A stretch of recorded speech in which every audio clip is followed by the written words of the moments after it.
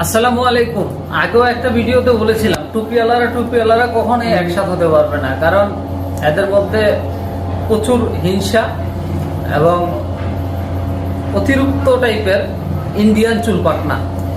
তো আবারও সেই জামাত ইসলামের সাথে জোটবদ্ধ হয়েছিল যে ইসলামিক দলগুলা, তাদের চাহিদা অনেক বেশি। তারা মনে করছেন যে তারা ঠকে যাচ্ছেন। কাউকে 40টা আসন দিচ্ছে, কাউকে 30টা আসন দিচ্ছে, তারপরও তারা মনে করতেছেন যে তারা আরো বেশি পাওয়ার যোগ্য। কিন্তু আসলে কিন্তু সবার যদি সাইরা দেওয়া হয়, একটা আসন থেকেও পাশ করে আসতে পারবে না।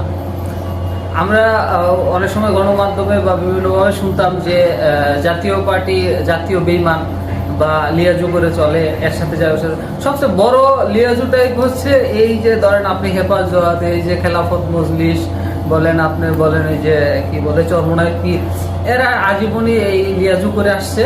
ঠিক আছে, এখন একটা সুযোগ আইছে, মানে ওরা আসলে এটা চায় না যে প্রকৃতপক্ষে চায় না যে ওরা ইসলামিক একটা দল, একটা শাসন হোক।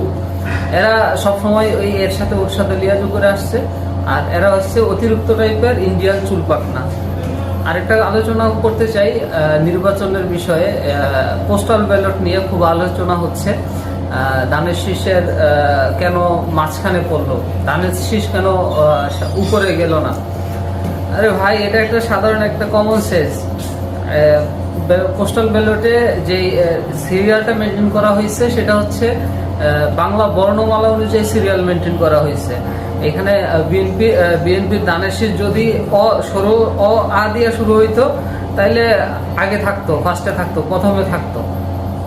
তো এখন ওনারা শুরু হয়েছে ধ দিয়া, দ মাঝখানে গিয়া পড়ছে। এখন কি করা? এটা নিয়ে বাড়তি আলোচনা, বাড়তি মানে একটা তৈরি করার কোনো মানি হয় না। বিশৃঙ্খলা তৈরি করার চেষ্টা করতেছে অনেকেই।